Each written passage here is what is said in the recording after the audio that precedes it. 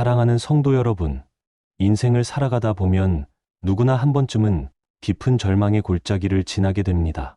자신의 실수와 잘못으로 인해 돌이킬 수 없는 상처를 만들었을 때, 사랑하는 사람을 실망시켰을 때, 그 무게감은 우리의 마음을 짓누르며 다시는 일어날 수 없을 것만 같은 좌절감에 빠뜨립니다. 그런데 놀라운 것은 바로 그런 순간에 하나님께서 우리를 찾아오신다는 사실입니다. 우리가 스스로 포기하고 싶어 할 때 하나님은 오히려 새로운 시작의 기회를 주십니다. 오늘 우리는 요한복음 21장을 통해 절망의 나락에 있던 베드로에게 다시 시작할 기회를 주신 예수님의 마음을 살펴보겠습니다. 여러분이 고통의 골짜기를 지날 때 하나님은 어떻게 우리를 도우시고 인도하시는가? 첫 번째가 바로 이것입니다. 다시 시작할 기회를 주십니다. 제가 오늘 설교 본문으로 요한복음 21장을 선택한 것은 여기에 너무나 좋은 예가 담겨져 있기 때문입니다. 여러분, 베드로를 다 아시지 않습니까? 사실 지금 이 요한복음 21장에서 베드로가 정말 그 절망의 골짜기를 걷고 있거든요. 오죽하면 나는 이제 옛날로 돌아가겠다. 그 업으로 고기 잡아 밥 먹고 살던 그때로 돌아가겠다고 했겠습니까? 이 배경이 어떻게 되었냐 하면 여러분 다 아시지만 베드로는 예수님의 제자였습니다.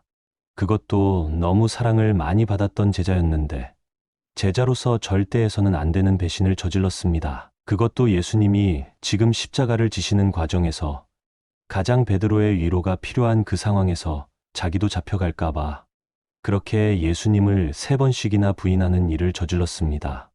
베드로라는 이름의 의미를 생각해 보십시오. 반석이라는 뜻입니다.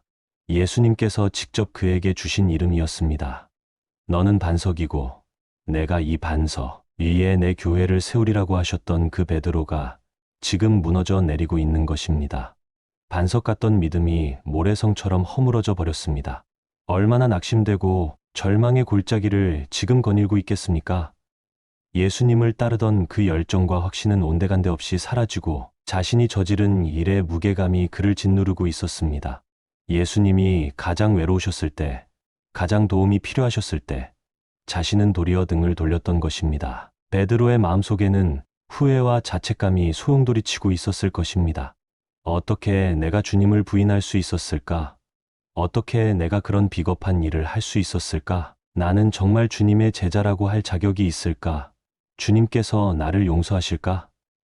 이런 생각들이 그의 마음을 괴롭혔을 것입니다. 더욱 고통스러웠던 것은 자신이 얼마나 큰 소리 쳤는지를 기억하는 것이었습니다. 모든 사람이 주를 버릴지라도 나는 결코 버리지 않겠다고 장담했던 그 말들이 이제는 조롱처럼 들렸을 것입니다. 주와 함께 죽을지언정 주를 부인하지 않겠다고 호언장담했던 그 약속들이 이제는 거짓말이 되어버렸습니다. 그래서 베드로는 다시 어부의 삶으로 돌아가려 했습니다.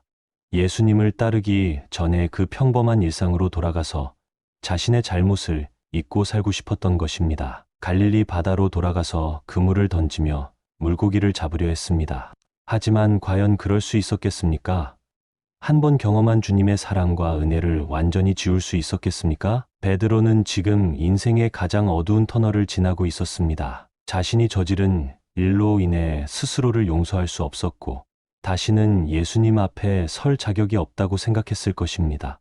밤새 고기를 잡았지만 한 마리도 잡지 못했던 것처럼 그의 산도 공허하고 무의미하게 느껴졌을 것입니다. 이것이 바로 우리가 때때로 경험하는 영적인 절망의 골짜기입니다. 자신의 실패와 죄책감 때문에 하나님 앞에 나아갈 수 없다고 생각하는 그 어두운 시간들 말입니다. 베드로와 같은 절망의 상황에서 과연 하나님은 어떻게 우리를 도우시는 것일까요? 이 본문 요한복음 21장에서 예수님은 베드로를 찾아가십니다. 왜 그에게 다시 시작할 기회를 주시기 위해서입니다. 저는 이 본문 말씀을 여러 번 읽으면서 그 찾아주신 주님의 마음이 제 마음을 격동시켰습니다. 어느 포인트에서 제가 유난히 마음이 뭉클했는지 요한복음 21장 15절부터 한번 보십시오. 그들이 조반을 먹은 후에 예수께서 시몬 베드로에게 이르시되 요한의 아들 시몬아 내가 이 사람들보다 나를 더 사랑하느냐 하시니 이르되 주님 그러하나이다.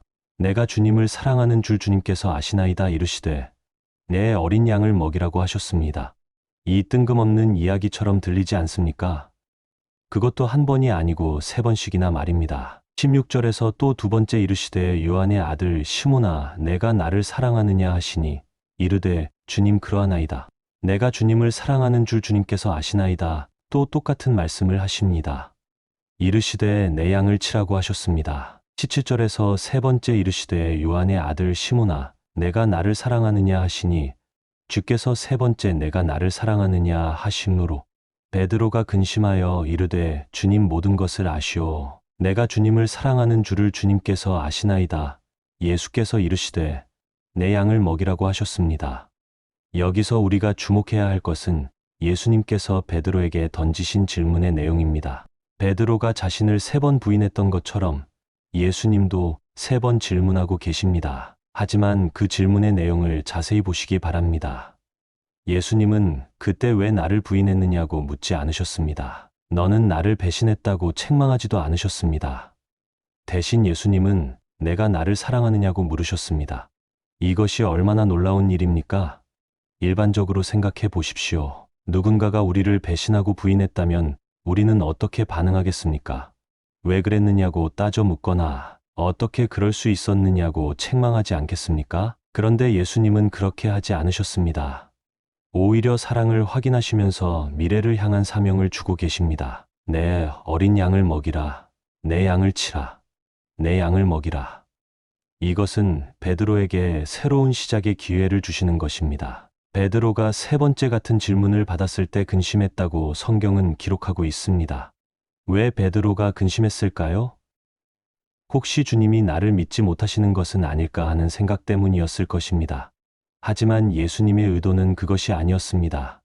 베드로가 자신을 3번 부인했던 그 아픔을 3번의 사랑 고백으로 치유해 주시려는 것이었습니다. 이 대화에서 가장 놀라운 것은 예수님께서 베드로의 답변을 그대로 받아들이신다는 점입니다. 베드로가 주님 모든 것을 아시오 내가 주님을 사랑하는 줄을 주님께서 아시나이다라고 대답했을 때 예수님은 그것으로 충분하다고 여기셨습니다. 여기서 우리는 예수님의 놀라운 회복의 원리를 발견할 수 있습니다. 주님은 우리의 과거를 캐내어 들추시는 분이 아니라 우리의 현재와 미래에 관심을 가지시는 분이라는 것입니다. 베드로의 실패를 문제 삼지 않으시고 베드로의 사랑을 확인하신 후에 새로운 사명을 주고 계십니다. 내 어린 양을 먹이라는 말씀은 단순히 목회의 사명만을 의미하는 것이 아닙니다. 이것은 베드로에게 다시 한번 주님의 사람으로 살아갈 기회를 주시는 것입니다. 실패했던 과거는 이제 중요하지 않다는 것입니다. 중요한 것은 지금 주님을 사랑하는 마음과 앞으로 주님을 위해 살아갈 의지입니다. 이 대화를 통해 베드로는 완전히 회복되었습니다. 자신을 용서하지 못했던 그 마음의 짐이 벗겨졌습니다. 주님께서 자신을 여전히 사랑하고 계시며 여전히 귀하게 여기고 계신다는 것을 깨달았습니다. 그리고 무엇보다 새로운 사명을 받았습니다. 제가 이 구절에서 이번에 유난히 크게 발견한 것은 지금 주님께서는 베드로의 과거를 캐묻지 않으신다는 것입니다. 심지어 지나가는 말로라도 그때 그런 일이 있었지, 내가 이해한다. 이런 이야기조차도 하지 않으십니다. 지금 주님의 관심은 오직 베드로의 미래에 있습니다. 절망에 빠져 있는 베드로에게 새로 시작할 기회를 주시기 위하여 내 양을 먹이라, 내 양을 치라, 내 양을 먹이라고 하셨습니다. 이 구절에서 제 마음이 뜨거웠던 것은 지나온 저의 삶을 되돌아볼 때 항상 주님은 저 역시도 참 주님을 실망시키고 주님 앞에 부끄러웠던 많은 기억들이 제 머릿속에 있지만 그럴 때마다 자책으로 낙심한 저에게 항상 주님은 미래지향적이라는 것입니다. 그리고 새로운 기회를 주십니다. 괜찮다. 새로 시작해라. 이것이 우리 주님의 성품입니다. 우리가 실패했을 때, 우리가 넘어졌을 때, 우리가 죄를 지었을 때 주님께서 가장 먼저 하시는 일이 무엇입니까? 과거를 들추어내어 우리를 정죄하는 것이 아닙니다. 오히려 우리에게 새로운 기회를 주시는 것입니다. 이것이 바로 복음의 핵심입니다. 하나님의 사랑은 우리의 과거에 매이지 않습니다. 우리가 어떤 실수를 했든지, 어떤 죄를 지었든지 하나님은 우리의 미래를 보고 계십니다. 회개하는 마음으로 주님 앞에 나아오는 우리에게 주님은 새로운 시작의 기회를 주십니다. 베드로가 예수님을 부인했던 그 밤을 생각해 보십시오. 얼마나 절망적이었겠습니까? 닭이 울었을 때 베드로가 밖으로 나가서 통곡했다고 성경은 기록하고 있습니다. 그 눈물은 단순한 후회의 눈물이 아니었습니다. 자신이 얼마나 연약한 존재인지를 깨달은 절망의 눈물이었습니다. 그 순간 베드로의 마음속에는 어떤 생각들이 스쳐 지나갔을까요? 나는 정말 주님의 제자라고 할 자격이 있을까? 주님께서 나를 다시 받아주실까? 나 같은 배신자가 어떻게 다시 주님을 따를 수 있을까? 이런 절망적인 생각들이 그의 마음을 짓눌렀을 것입니다. 하지만 예수님은 그 베드로를 포기하지 않으셨습니다. 부활하신 후에 제일 먼저 찾아가신 곳이 바로 베드로가 있는 곳이었습니다. 그리고 과거의 실패를 문제 삼지 않으시고 미래의 사명을 주셨습니다. 이것이 우리 주님의 놀라운 사랑입니다. 우리는 종종 과거의 실패에 매여서 앞으로 나아가지 못합니다. 그때 그런 일이 있었는데 내가 어떻게 다시 주님을 섬길 수 있겠는가? 그때 그런 죄를 지었는데 내가 어떻게 다시 주님 앞에 설 수 있겠는가? 이런 생각들이 우리를 괴롭힙니다. 특히 우리는 자신의 과거를 계속해서 되새기며 자책하는 경향이 있습니다. 마치 상처를 계속 건드리듯이 말입니다. 그러면서 스스로를 더욱 깊은 절망의 구렁텅이로 밀어 넣습니다. 나는 용서받을 수 없는 존재라고, 나는 하나님께 쓸모없는 존재라고 스스로를 정죄합니다. 하지만 주님은 그렇게 생각하지 않으십니다. 주님께서 보시는 것은 우리의 과거가 아니라 우리의 현재와 미래입니다. 지금 주님을 사랑하는 마음이 있는가? 앞으로 주님을 위해 살아갈 의지가 있는가? 이것이 주님의 관심사입니다. 베드로에게 내 양을 먹이라고 하신 것은 단순히 목회자로서의 사명만을 의미하는 것이 아닙니다. 이것은 베드로에게 다시 한번 주님의 사람으로 살아갈 자격을 주시는 것입니다. 과거의 실패는 이제 중요하지 않다는 선언입니다. 예수님께서 베드로에게 사용하신 언어를 보십시오. 내 양을 먹이라, 내 양을 치라. 이것은 엄청난 신뢰의 표현입니다. 한 번 배신했던 사람에게 다시 양떼를 맡기시는 것입니다. 이것이 바로 하나님의 회복의 원리입니다. 우리 역시 마찬가지입니다. 우리가 과거에 어떤 실수를 했든지, 어떤 죄를 지었든지 진정으로 회개하고 주님 앞에 나올 때 주님은 우리를 새롭게 시작할 수 있도록 도와주십니다. 과거를 들추어내어 우리를 괴롭히지 않으시고 오히려 새로운 꿈과 비전을 주십니다. 이것이 바로 은혜입니다. 우리가 받을 자격이 없는데도 받는 것이 은혜입니다. 우리가 실패했는데도 다시 기회를 주시는 것이 은혜입니다. 베드로가 경험한 것이 바로 이런 은혜였습니다. 주님의 미래지향적인 사랑은 오늘 우리에게도 동일하게 적용됩니다. 어떤 어둠의 터널을 지나고 있든지, 어떤 실패의 아픔을 겪고 있든지 주님은 우리에게 새로운 시작의 기회를 주고 계십니다. 과거는 과거일 뿐입니다. 중요한 것은 지금 이 순간 주님을 향한 우리의 마음입니다. 다윗도 마찬가지가 아닙니까? 하나님의 사람으로서 여러분, 사람을 죽이고 유부녀와 성적으로 죄를 짓고 한 가정을 파괴시키고 이게 용서받을 죄입니까? 이게 용서받을 수 있는 죄입니까? 이런 베드로와 이런 다윗에게 주님은 선지자 나단을 보내서 처절하게 그것이 얼마나 악한 것인가를 깨닫게 하셨습니다. 그리고는 자기 자신을 인식했을 때 견딜 수 없어서 상상해보면 다윗이 막 뒹굴뒹굴 굴렀을 것 같습니다. 억장이 무너지는 마음으로 그렇게 회개하게 하신 것은 다윗의 그 연약함을 주님이 일깨워 주시는 것은 그를 수치에 빠뜨리려고 그렇게 열등감에 빠뜨리려고 하는 것이 아니라 이것이 그에게 새로운 기회를 부여받는 기회이기 때문입니다. 다윗의 이야기를 자세히 살펴보면 더욱 놀라운 하나님의 은혜를 발견할 수 있습니다. 다윗은 단순히 한 번의 실수를 한 것이 아니었습니다. 우리아의 아내 밧세바를 범하고 그것을 숨기기 위해 우리아를 전쟁터에서 죽게 만들었습니다. 이것은 연쇄적인 죄악이었습니다. 간음, 거짓말, 살인이 연결된 끔찍한 범죄였습니다. 그런데 더욱 심각한 것은 다윗이 이 일을 저지르고도 거의 1년 동안이나 회개하지 않았다는 점입니다. 하나님께서 선지자 나단을 보내셔서 그의 죄를 지적하기까지 다윗은 자신의 죄를 숨기고 살았습니다. 마치 아무 일도 없었던 것처럼 왕궁에서 평범하게 지내고 있었습니다. 이것이 얼마나 무서운 일입니까? 죄를 짓고도 양심의 가책을 느끼지 못하는 상태. 하나님과의 관계가 단절되어도 그것을 깨닫지 못하는 상태에 빠져 있었던 것입니다. 이것이 바로 죄의 무서운 특징입니다. 죄는 우리의 영적 감각을 마비시킵니다. 하지만 하나님은 다윗을 포기하지 않으셨습니다. 선지자 나단을 통해 그의 죄를 지적해 주셨습니다. 나단이 다윗에게 들려준 부자와 가난한 자의 비유를 통해 다윗은 자신의 모습을 보게 되었습니다. 그때서야 다윗은 자신이 얼마나 큰 죄를 지었는지 깨달았습니다. 다윗의 회개는 처절했습니다. 시편 51편에 기록된 다윗의 회개 시를 보면 그의 마음이 어떠했는지 알 수 있습니다. 하나님이여 주의 인자를 따라 내게 은혜를 베푸시며 주의 많은 긍휼을 따라 내 죄과를 지워 주소서. 나의 죄악을 말갛게 씻으시며 나의 죄를 깨끗하게 하소서. 다윗은 자신의 죄를 변명하지 않았습니다. 상황이 어쩔 수 없었다고 핑계대지도 않았습니다. 오직 하나님의 긍휼만을 의지했습니다. 내가 내 죄과를 아오니 내 죄가 항상 내 앞에 있나이다. 내가 주께만 범죄하여 주의 목전에 악을 행하였사오니 주께서 말씀하실 때에 의로우시다 하고 심판하실 때에 순전하시다 하리이다.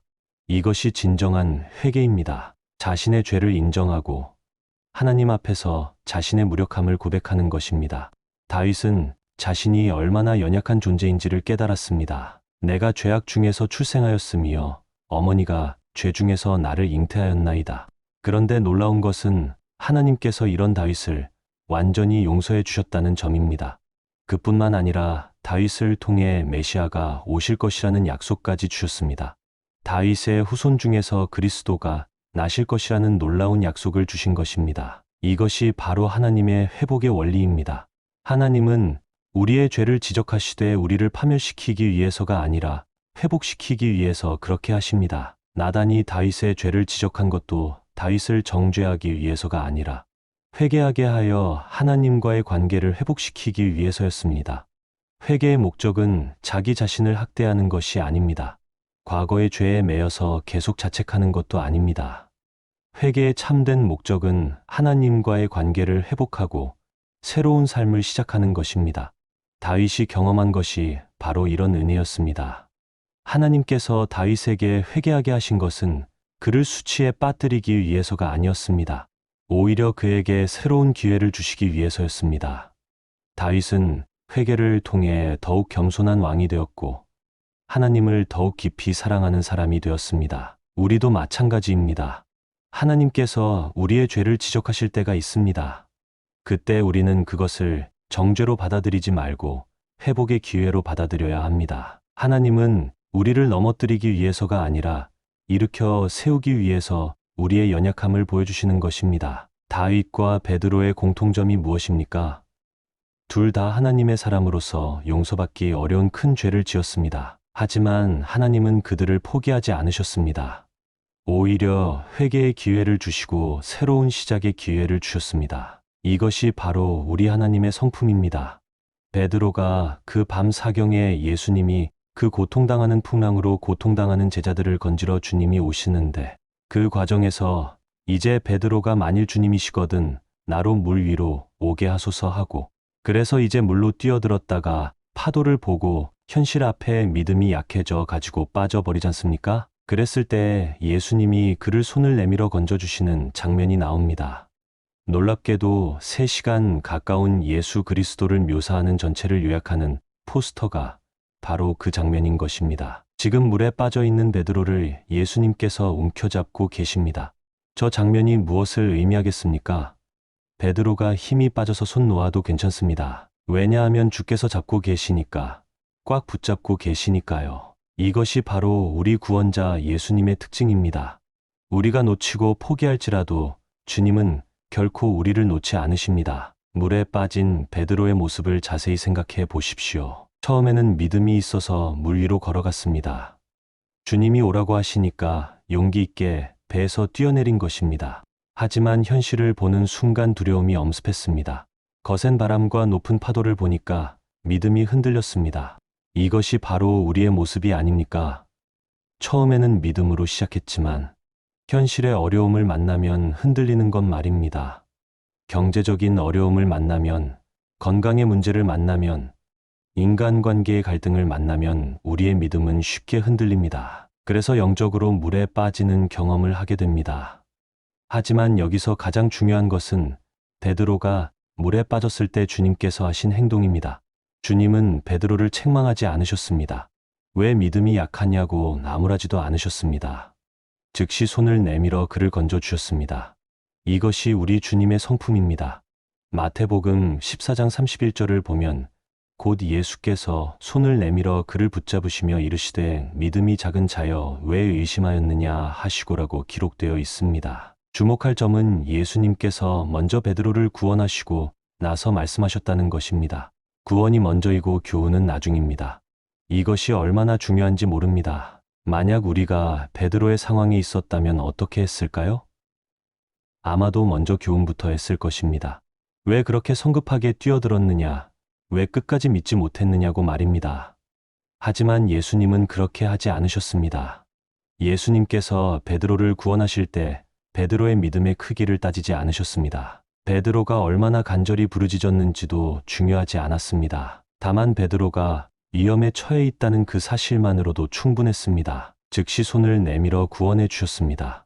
여기서 우리가 발견하는 것은 하나님의 구원의 원리입니다. 하나님의 구원은 우리의 행위나 노력에 근거하지 않습니다. 우리의 믿음의 크기에 달려있지도 않습니다.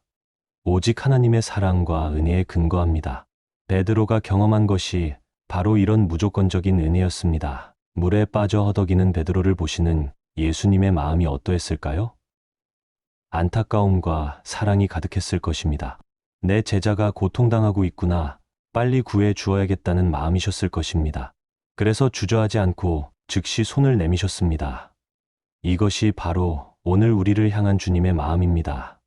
우리가 인생의 풍랑 속에서 허덕이고 있을 때, 우리가 절망의 바다에서 가라앉고 있을 때, 주님은 우리를 향해 구원의 손길을 내밀고 계십니다. 우리의 과거나 현재 상태를 따지지 않고 말입니다. 제가 위로를 받는 것은 주님이 어떤 선을 그어 놓고 이 정도까지는 내가 용서해 줄 수 있는데 이건 곤란해. 이건 용서가 안 되는 일이야라고 하시는 것이 아니라는 점입니다. 우리가 지었던 죄의 범위가 문제가 아닙니다. 그 포스터를 보면서 손을 뻗어주시는 주님을 보면서 그날 베드로가 빠졌던 물의 깊이의 문제가 아니라는 것을 깨닫습니다. 이 깊이로는 치명적이다. 이런 것은 없습니다. 손을 뻗어주시는 것이 초점입니다. 여러분, 물에 빠져 지금 허덕이고 있는데, 여러분이 지금 고난의 골짜기에서 너무나 힘들게 허덕이고 계시는데, 그 뻗어주시는 손을 붙잡는 것이 그렇게 어려운 일입니까? 여러분, 이것이 그렇게 힘든 일이 아니지 않습니까? 다시 기회를 주시는 주님의 손길을 붙잡는 것, 이것이 바로 믿음입니다. 우리의 능력이나 노력보다 더 중요한 것은 주님께서 내미시는 그 사랑의 손길을 붙잡는 것입니다. 오늘 이 시간 혹시 절망의 바다에서 허덕이고 계시는 분이 있으십니까? 과거의 실패와 죄책감 때문에 물에 빠져 있는 것 같은 분이 있으십니까? 주님께서 지금 여러분을 향해 구원의 손길을 내밀고 계십니다. 그 손을 붙잡으시기 바랍니다. 사랑하는 성도 여러분, 오늘 우리가 살펴본 베드로의 이야기는 바로 우리 자신의 이야기입니다. 우리 모두는 때로는 베드로처럼 주님을 실망시키고, 때로는 다윗처럼 큰 실수를 저지르며, 때로는 물에 빠진 베드로처럼 절망의 바다에서 허덕이기도 합니다. 하지만 우리에게는 소망이 있습니다. 우리의 과거를 묻지 않으시고 새로운 기회를 주시는 주님이 계시기 때문입니다. 베드로에게 내 양을 먹이라고 하셨던 그 주님께서 오늘 우리에게도 새로운 사명과 새로운 시작의 기회를 주고 계십니다. 어떤 어둠의 터널을 지나고 있든지, 어떤 실패의 아픔을 안고 있든지, 주님의 구원의 손길은 지금도 우리를 향해 뻗어져 있습니다. 그 손을 붙잡으시기 바랍니다. 다시 일어서시기 바랍니다. 주님께서 주시는 새로운 기회를 받으시기 바랍니다. 여러분의 인생에 다시 한번 하나님의 놀라운 은혜와 회복의 역사가 일어나기를 주님의 이름으로 축복합니다.